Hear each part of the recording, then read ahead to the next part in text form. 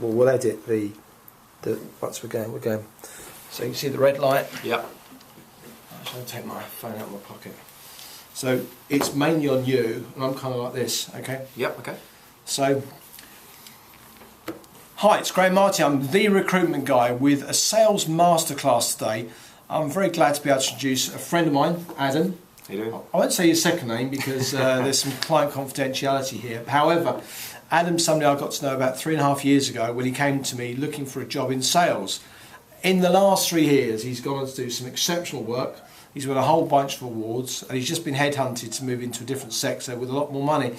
And at the age of 25, I thought it'd be really useful to bring Adam in and just talk a little bit about his experiences, what he's learned in sales, and perhaps what you can pass on to other people who are either brand new looking into sales or already in it, or maybe some old hacks like me. And you know, we've just been chatting off camera earlier today, and I've picked up a few things. You know, you never know it all. So let's see how we go with this. So firstly, I know that you were in the design business. Yep. Within the generic printing sector. Yes, I was. For 5 years. Yeah. So 5 years doing that. Yeah. So why did you decide you wanted to get out of that and move into sales? I was bored of a desk job. Wanted to get out and meet people and talk to people and solve their problems. I also had a long-term girlfriend at the time, 2 years, which are long-term for me, and wanted to get married. Wanted to move out and have the money to be able to get a mortgage and things like that. Right. So needed to find a source of income and a job that would allow me to so basically, you'd realised that, you know, and I think going back, I remember the conversation.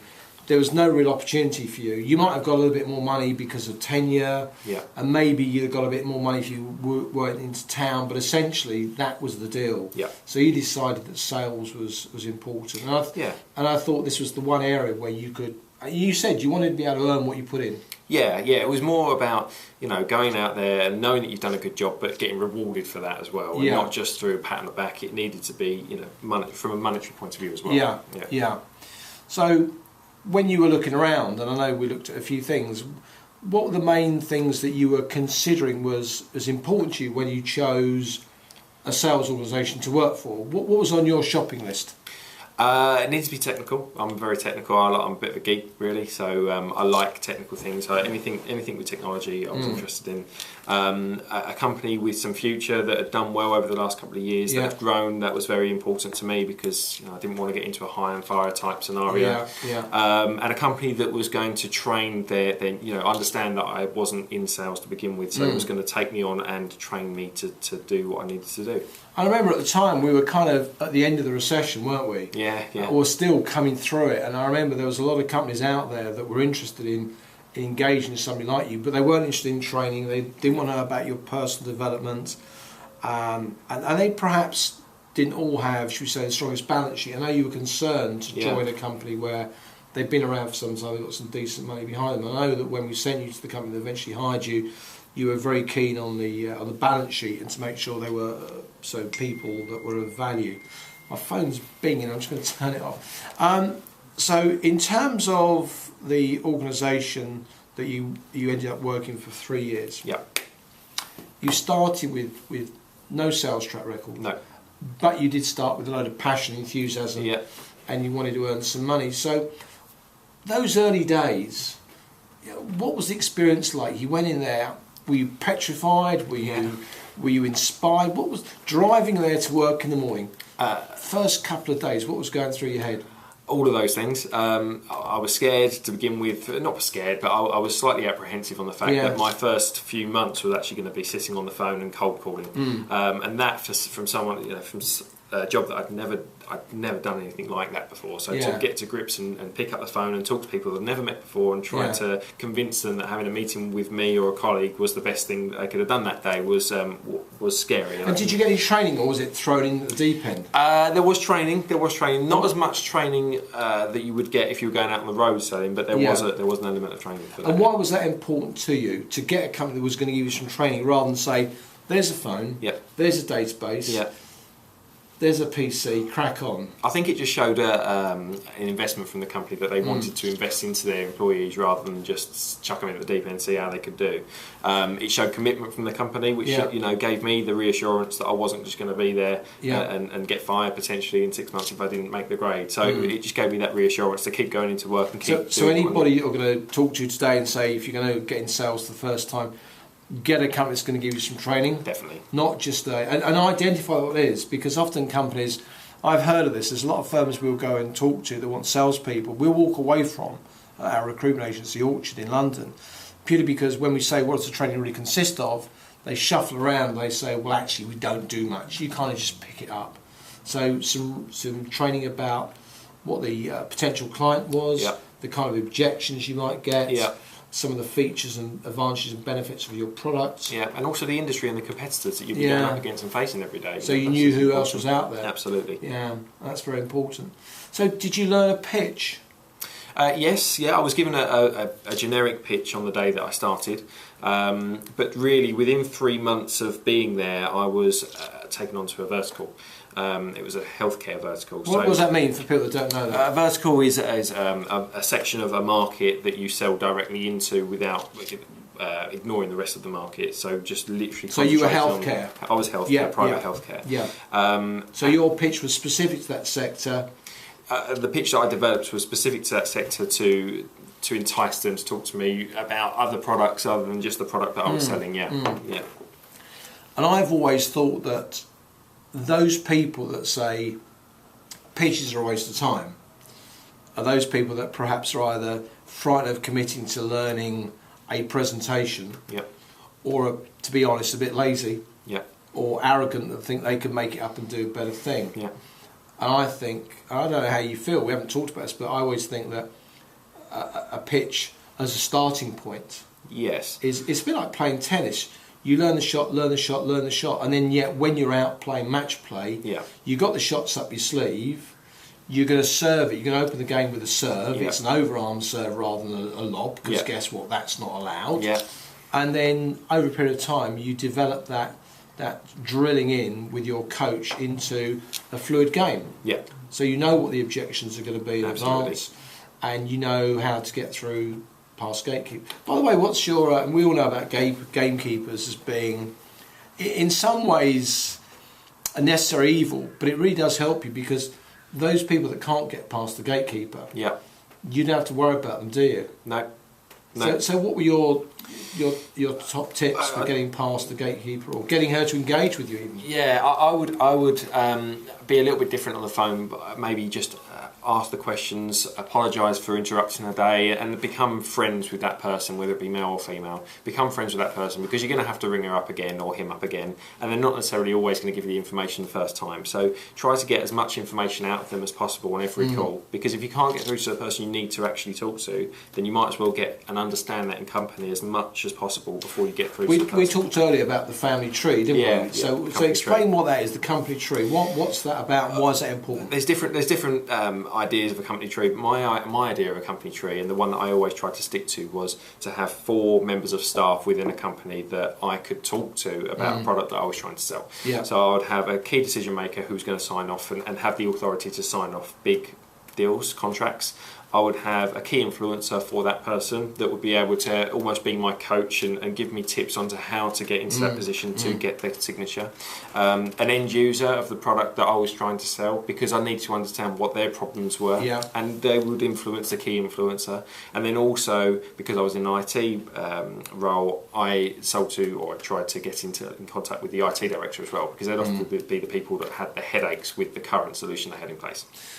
So I know, having done this job for nearly 30 years, that a lot of organisations, a lot of salespeople in organisations don't bother doing that. They'll make one point of contact, on the phone, off the phone, on the phone, off the phone. They don't slow down. They don't do any research. They don't think who else can help me, who can be an ambassador, who can support me.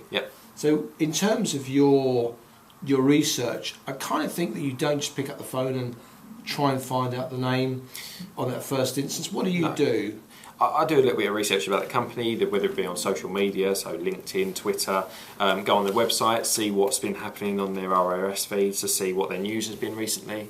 I look on Companies House to understand how their turnover's been over the last 5 years or 3 years, whatever information I can get, because then I can see whether they're a growing company or a declining company. That's the sort of thing I do. And I think the reason for people not doing that maybe is because sales is a high pressure job. It's numbers, numbers, numbers. You need to be performing, and if that person isn't going to give it to me, well then that person will. And it's just, you throw enough thing up on the wall, something's going to stick. So the way that I looked at it is that yes, that in essence there is that to it, but actually if you put a little bit more time into some of your bigger clients that you want, or prospective clients that you want to get, you can actually create a much bigger opportunity off the back of that just by spending that little bit of extra time. So it's about preparation rather than running everything at the same pace. Absolutely. And thinking, in terms of the value of the client, I often find that when I'm talking to salespeople and looking to change jobs, I'll say to them, what's the value of the client? And they'll say effectively the value of one deal. They forget that it could be over 4 or 5 years, multiple sales, different income streams.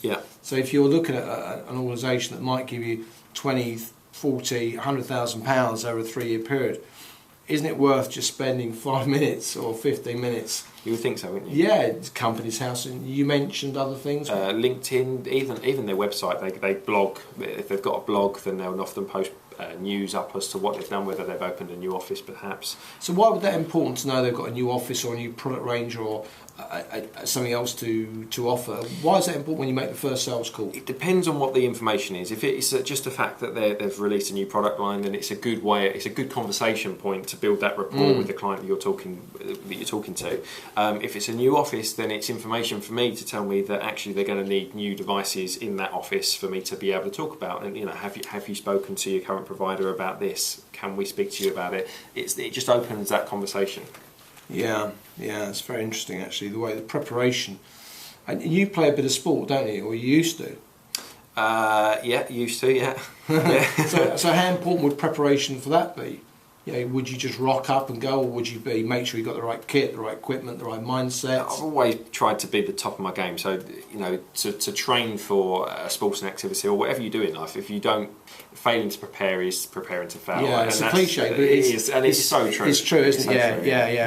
Yeah, it's true. In French, cliche means effectively a set phrase from a printing. I know you've got a printing background. Yeah. A printing group of words that are used on a regular basis. That's a cliche, clinched together, which means it's a truism. That's where it comes from. Somebody's going to email me from Australia though and say, "No, you're wrong. You're wrong. I'm up for that." So, in terms of your own self-motivation, I do know that we can all handle the good times. When it's buzzing, we're doing the deals.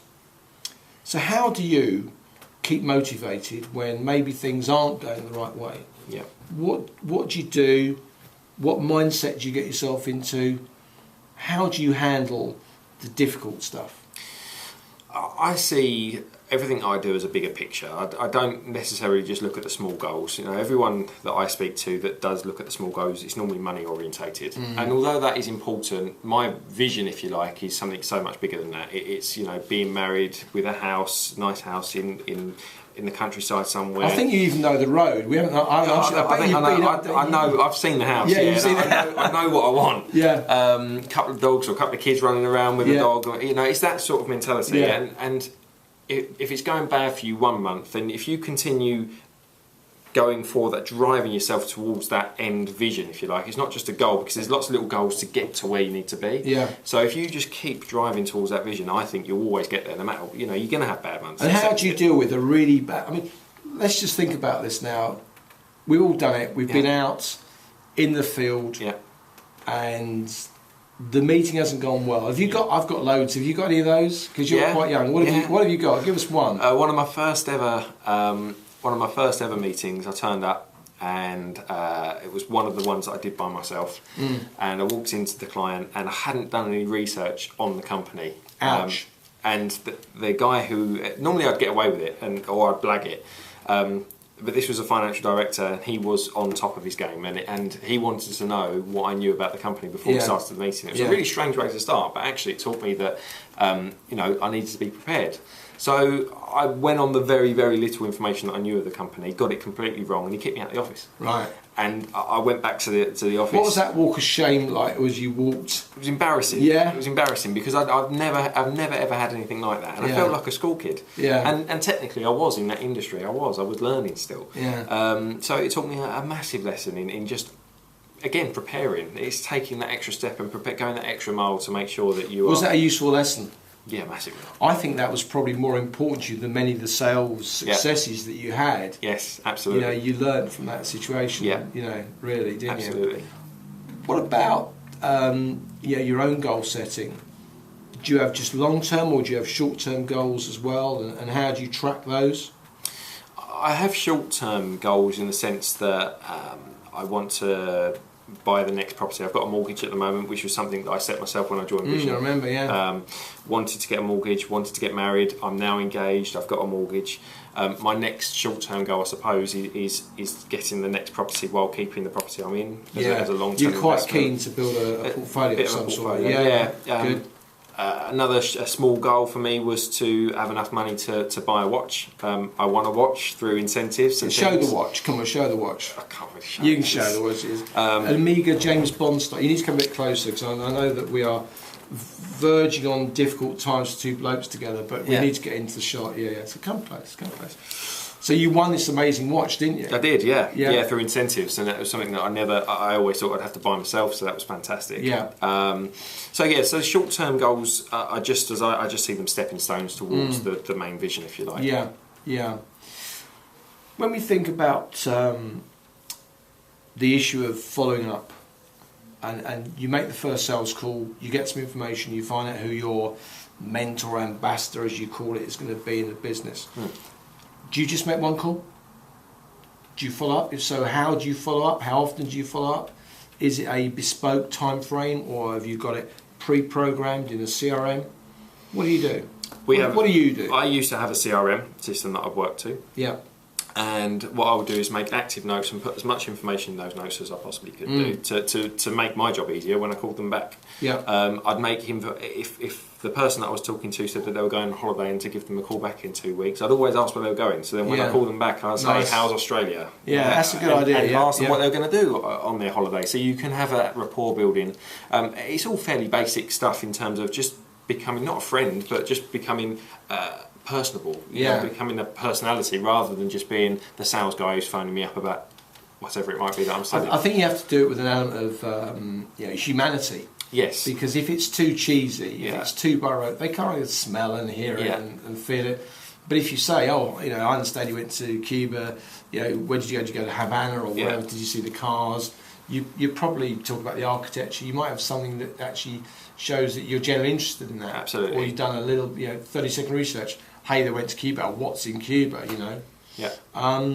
That's very, very important. And in terms of your conversion rate over a period of time, do you have any ideas about how long you might have to wait to actually get the deal in terms of points of contact if you can't get through straight away?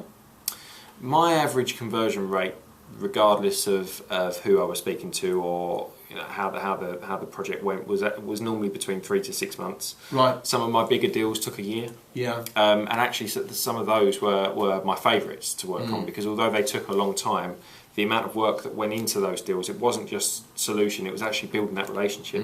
So much so that the competition, regardless of their price, didn't matter anymore. Yeah. It was us that they were going to use. It was you, really, I guess. Yeah. They weren't going to go anywhere else, were they? No, they were never going to go to another competitor. Yeah. Even if they came in cheaper, it was going to be a conversation of, right, okay, well, these guys are coming cheaper. Can you do that? No. Okay, why? Yeah. Because of these reasons. Okay, I understand. We'll still go with you. Yeah. It was that, and those were some of the best ones. Now, I know you had some internal training. Have you gone out of your way to...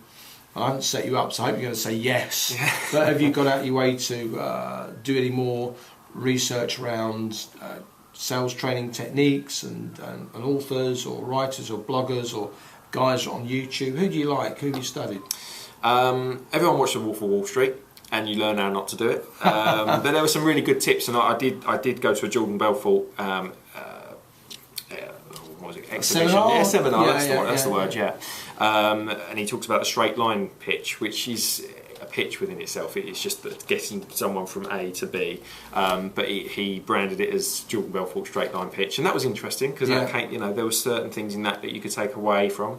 I always try and read as many books as possible on business because I like business. You're about the big picture, aren't you? You're not just about the deal. You like the idea of business, didn't you? I love business. And before off camera, we were talking about something else, which was, I'm going to go and read the book, but you always want to read new stuff. Yeah, I try and read as much as I can about business and what makes a company great. It's not just, and what makes a strategy great. It's not just about how they sold a certain product or how they designed a certain product, although that's interesting. It's more how a company can sell a product and continue at such a peak and never really fall off or make that peak last as long as possible. That's what's fascinating. Did you find that you're unusual in your company with the relatively limited number of years under your belt to be reading around the subject more broadly and to be studying sales technique, or were they all that interested? There were a couple that were. I think the thing I did slightly different was I would actually bang on the director's door and ask about strategy and actually where they wanted to go in the future to understand what the business goals were. Because again, if I understood where the business wanted to go, it made my job so much easier in terms of, if they want to do that, then I might not be able to make profit myself as a salesperson, but actually from a revenue point of view, the company's going to take this much long term. So you're in the company groove rather than trying to forge your own one. Yeah, I see. Was that unusual? I bet it was. Yeah, it was massively. Yeah. It's him again. It was an unusual way of doing it, and some people frowned upon it, and managers seem to like it. Yeah, but it shows you're up for it and interested. Yeah, absolutely. Yeah, that's right. And would you say that for people starting out in sales, or even guys like me who've been around a bit, that reading and learning what you've forgotten and new stuff is important? The value of always learn. I wasn't one for education. I was okay at education, but I wasn't one for. I was mucking around and stuff. Always learn as much as possible. Yeah. And if it's something you're passionate about, learn it as much as you possibly can because it's invaluable in the future. Become an expert, really. Yeah, absolutely. And if you want to get in sales and you want to earn more money, why wouldn't you learn how to become a better closer or a better preparer? Yeah. Or better at deal with objections? Yeah. What have you, in terms of objections, what have you had thrown at you, and have you got any, not magic answers, but how have you dealt with some of these? Again, one of my best examples, I suppose, would have been one of my longest deals. It took a year. I won't name the school, but it was a school that had an incumbent supplier they weren't very happy with. I got in contact with them a year before they were actually ready to do anything at all, but I built that relationship up, made sure that the solution was correct for them, and at the last minute, a manufacturer came along. And they completely undercut me by about 2/3 of the price. Right, 2/3. 2/3 of the price. That's hard to compete with, isn't it? It is, massive objection. You try and overcome that. But because the rapport was there, and because the relationship had been built so solidly, and because the solution was built so solidly, it was almost detrimental to the fact that the manufacturer had come in at the last minute and said, "We'll do it for this," because I question whether do they actually understand what you need? Yeah. Are they going to add the value? And it was that question that just said, okay, fine, and that was it. And you kept the deal. You kept the deal. Yeah. Wow. Okay. So I thought it was just dealing with objections. The fact that you kept the deal and you sealed it. Yeah, absolutely. Yeah. So in terms of salespeople, and I think a lot of busy people, we all struggle with, time management. And somebody once said to me, "There's no such thing as time management. You can't slow it down. No. It's self-management. Let's call it discipline. That's what it really is." Yeah. Now, I know you're quite a disciplined guy, but what top tips have you got in terms of you come in, you've planned your day, and then something happens that takes you away from that? How do you get yourself back on track? How do you prepare more generally the night before as well? Yeah. I would just look at your priorities and prioritise things and really be honest with yourself and brutal. If something comes in at the last minute that you've got to deal with, can it be done quickly, or can it be left until the last of the day, the end of the day? Your selling hours are potentially between 9 a.m. and 11, 12 o'clock in the afternoon, and then from 2 when everyone's come back from lunch until 4. Yeah. After 4 o'clock, people aren't going to pick up the phone, or they're not interested anymore. Yeah. So do your admin then. Do whatever it needs to be between 4 and 5, or between 8 and 9 in the morning, and your lunch break. If you've got to work for your lunch and it's got to be done, you'll do it. Do you use a tick list to dos or some other way? Sometimes I do. Yeah. So you don't keep it all in your head. No. I have to write it down. Yeah. But I'm a visual person. Well, actually, I think I mean, you know a bit about NLP now, don't you? But I think that for all of us, it's really easy to forget something. Absolutely. So if you write it down, in our business, we encourage people to put a list of, we call them to-dos that you tick off, and then there are specific times at certain times. But we also say to the guys, write down what you need to do for yourself. If you need to get some shopping, write it on your list, because otherwise you get in the car and I've forgotten to get whatever it happens to be, and then you're in big trouble. Big absolutely. Trouble. Absolutely. So just to round up then, you're committed to a life in sales. You're on the way up. You've just been headhunted by a major IT supplier. And you've done your research, and fantastic opportunity. We've spoken about the package. It's a really good deal, and I don't blame him for taking it. Are you done now as a salesman? Are you the finished deal at 25? No, not at all. I'm not. So what do you mean by that? From a salesman, you can always evolve, but I'd like to look at from a business point of view. If you can understand business as much as possible, then you're always going to evolve, because businesses always change, and industries always change, and the market, and the economy, and everything else that goes with it always changes. So to learn as much as possible for me will be my next. I'll never stop doing that. And from a sales point of view, I think it will come naturally if you understand the business that you're in and you understand your client. And are you going to, in terms of football, David Beckham and all these guys used to practice for hours. Do you think that salespeople should be learning new technique, improving their style, and getting better at what they do? All the time, absolutely. Yeah. It's interesting, isn't it, that if you're, let's suppose you're an accountant or a lawyer, you have to, as part of your professional membership, you have to do so many hours a year, and it has to be ticked off and approved by an accrediting body, that you've attended a certain number of training courses. It tends to be about compliance for the most part, also from an accounting point of view, different taxation. And yet so many people say they're a professional salesperson, and yet they never do anything about their own professional development. They never they never try to improve their technique. And a lot of these guys and girls are whinging that they're not going to make enough money. And yet, you know what? They're out the door at 5:30. At the weekend, they never even think about opening a sales book, developing themselves, going on a course of their own money, and mixing with other salespeople. So I think that's probably something which is worth considering for everybody in sales. Absolutely. So if you've got one top tip for somebody today, let's say who's struggling in sales, or 2 or 3, let's think about this, is somebody maybe in their late 20s, early 30s, they've been in sales for, let's say, 5-6 years, they've plateaued a bit, they're doing okay, but they're not really living the dream. They're not achieving their company KPIs, they're not hitting their targets.